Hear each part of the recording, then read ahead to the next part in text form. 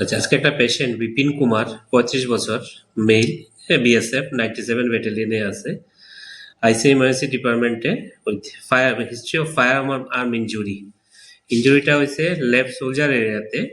আমরা 2টা এন্ট্রির মতো উন্ড পাইছি এবং বা 2টা বার হয়ে গেছে এরকমও উন্ড পাইছি। প্রথমত পেশেন্টের কন্ডিশনটা খুবই ক্রিটিক্যাল আছে। আমরা প্রাইমারি ম্যানেজমেন্ট করার পরে এখন পেশেন্ট মোটামুটি স্টেবল আছে। সিটি স্ক্যান করতে পাঠাইছি, সিটি স্ক্যান করিয়া এর বাকি ম্যানেজমেন্ট করার লাগে আমরা আগরতলা পাঠাই। আর আপাতত মোটামুটি স্টেবল আছে পেশেন্ট। স্যার হোলটা কি ফায়ারিং এ গুলির? মোস্ট প্রবলি ফায়ারিং এর, এটা 2টা এন্ট্রি যেমন এটা গুলিরই এন্ট্রি।